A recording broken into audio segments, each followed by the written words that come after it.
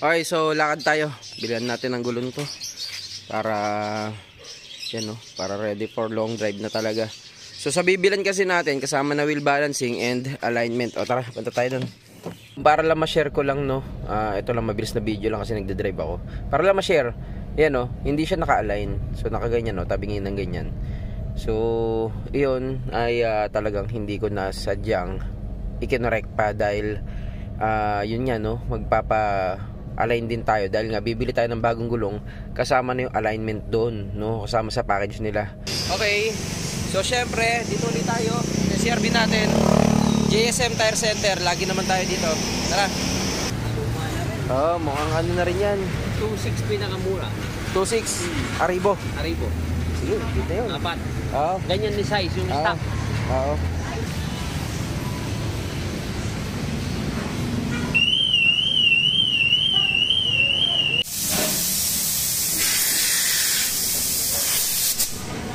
Ito, ang lupit na ito. Hindi ko lang na-videoan yung action kanina eh. Pero, ito daw, panghangin ng malaki. Sa gilid binibira eh. Pagka bukas nun, biglang pasok yung hangin, inflate agad.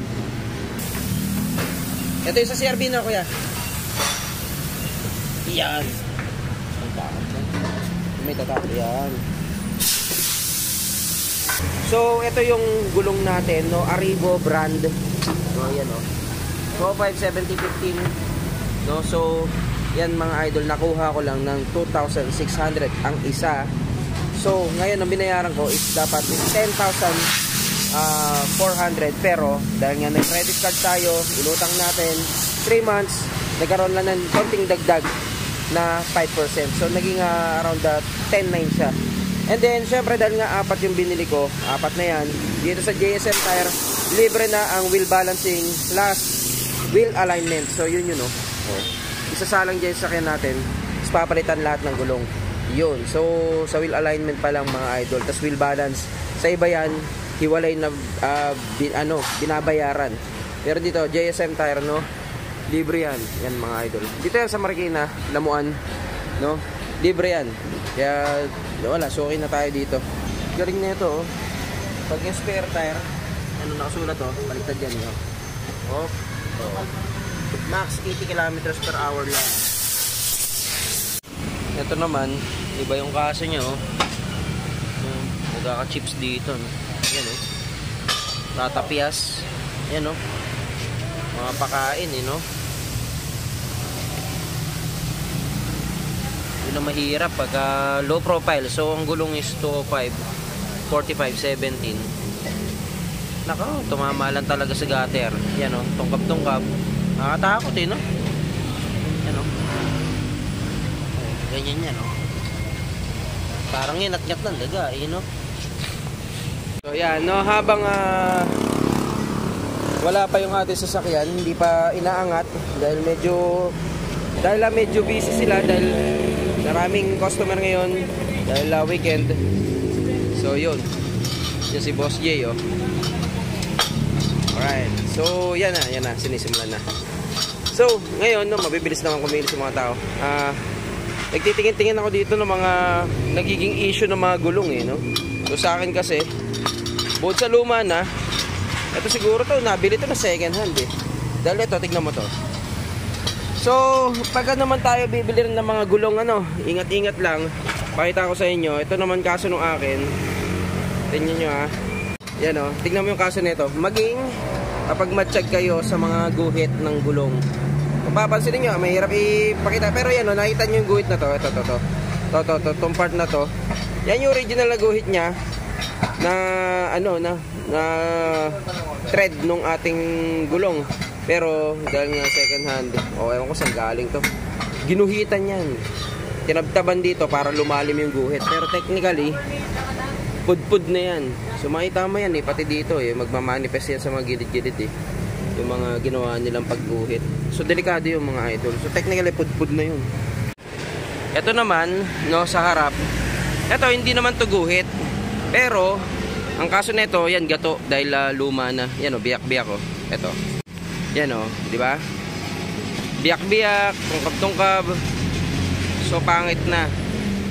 may tendency sumabog naman yan. Tsaka yung date, no? Titignan nyo rin dyan yung date eh.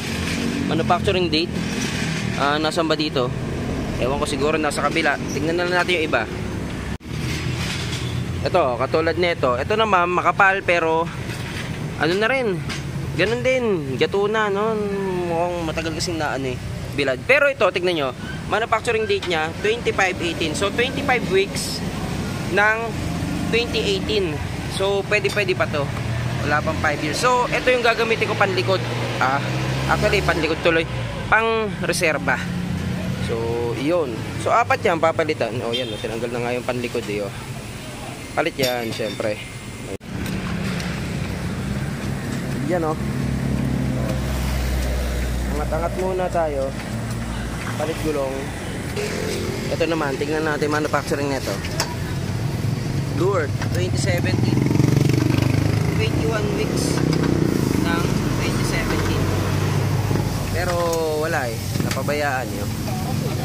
Gato. Palit na. Yan oh. Tungkab-tungkab, yun yung sinasabi ko. Shock mount, shock absorber, mga kalampag sa ilalim. Yan, nagaganyan. And sabi nila, Yokohama Blue Earth, may issue daw na ganyan. Ewan ko. Hindi ako gumagamit yan eh. Pang mumurahin lang ako eh. Yun. Pang ano lang ako eh. Mga Westlake, Sailun. Yan yun na. Mga China, Indonesia. Ba't iba mags niyan kuya? Ano yung papalitan? Ano ang maging kapalit? Ito? O yun? Ayun yung pinaka ano, kapalit. Ito yung dati. So yun yung dati niyang mags. Pinalitan. Ito yung magiging bago. Siguro second hand lang yung gulong o yung pantayo ba na sinasabi. Siguro papalitan pa. Kaya pala yung nakita natin, biyak-biyak yun. Papalit gulong to. Yan o, nagpapalitan na o. Yun o.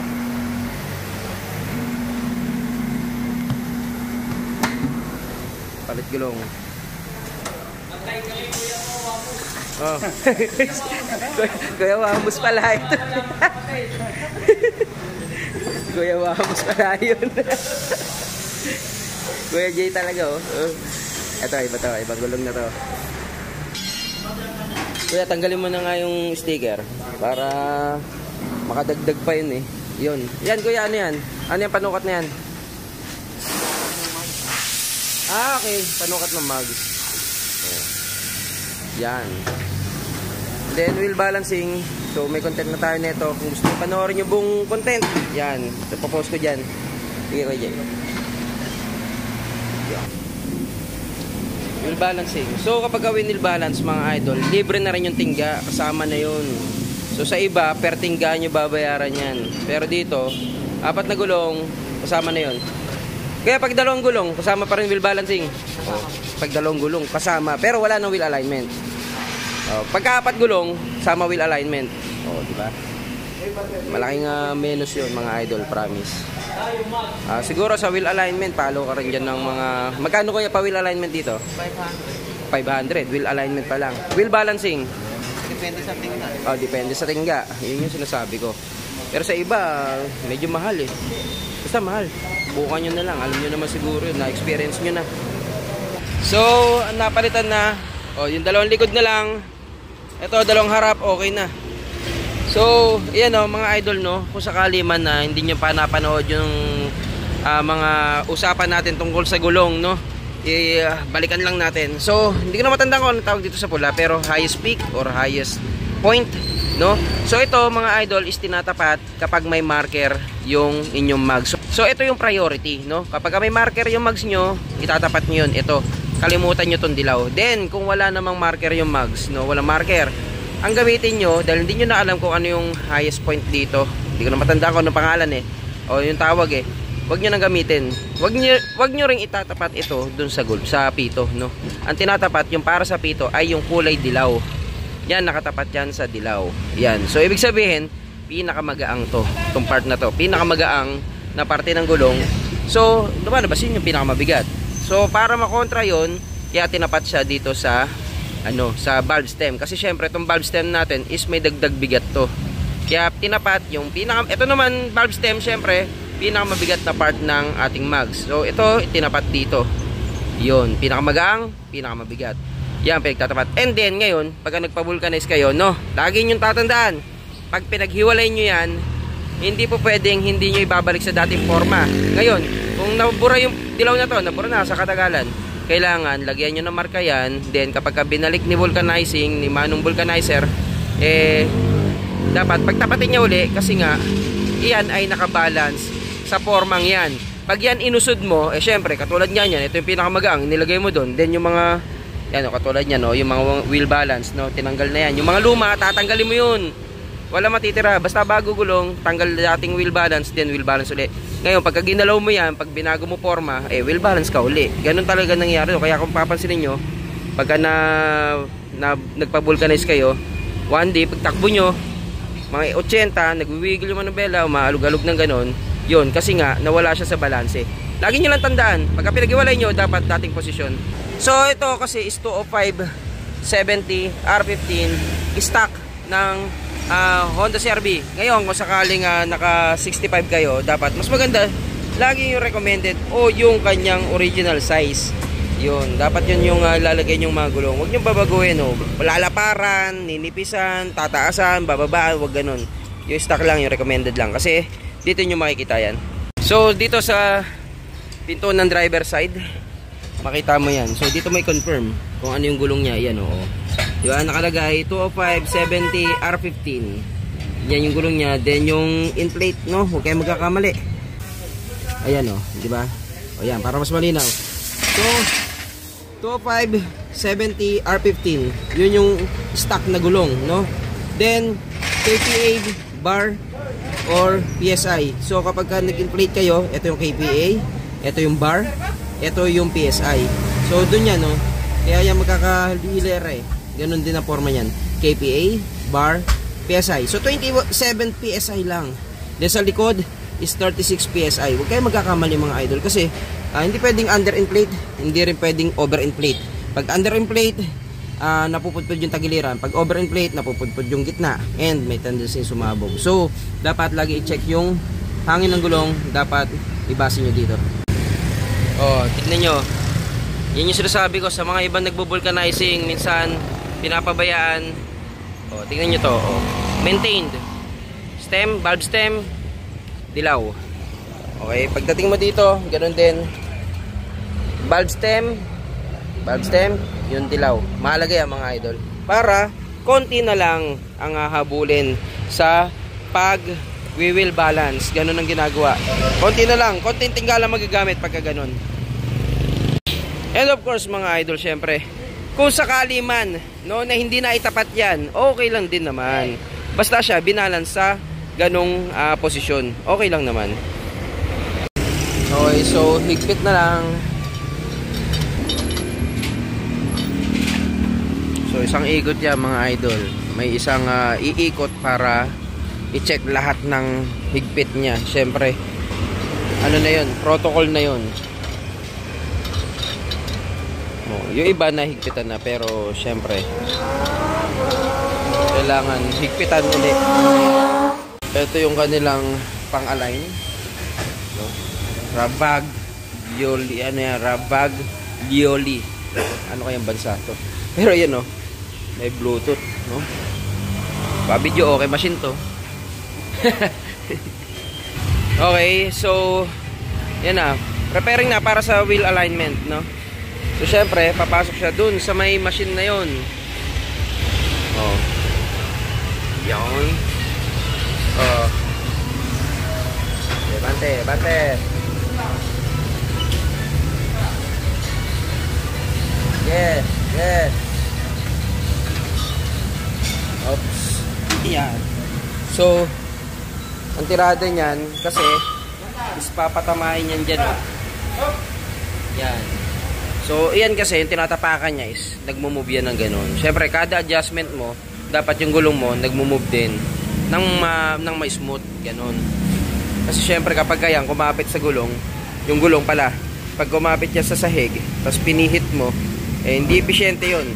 No? Kakapit yun eh. Kaya pag andar mo, wala sa align. Kaya ganyan yan, no? nagmumove-move yan.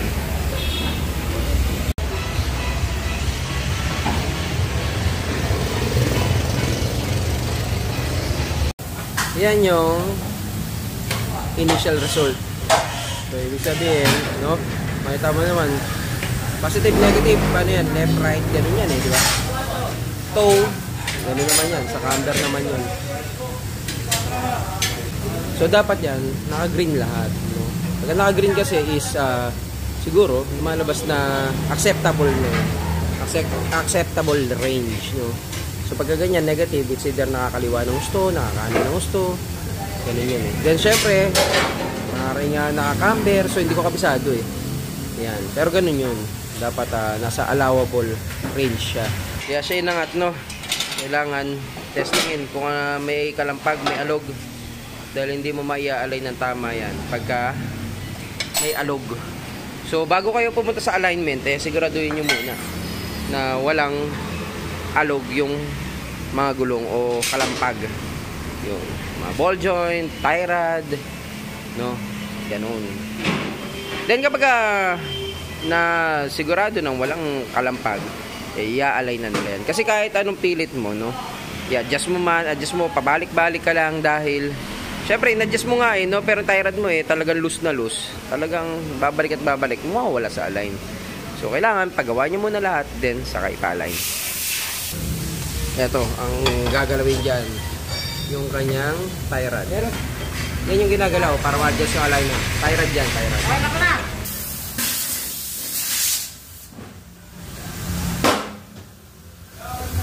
Yun, so, ginawa ni Kuya, ginit na yung manubela. Then, nilock, syempre, kada galaw mo kasi ng gulong, titihit yun Kaya kailangan, igit na yung manubela, tapos ilock.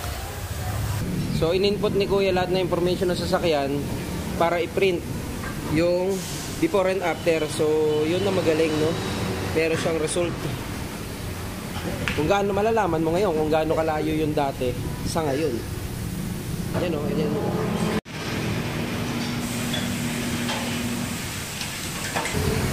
Paano nga yan, Kuya? Ito na yung kanina, hindi pa na-align na dyan. Yan yung result. Oh. Okay.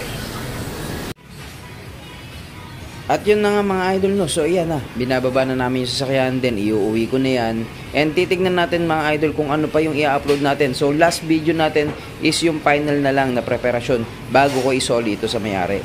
So yun lang po muna mga idol. Maraming salamat po.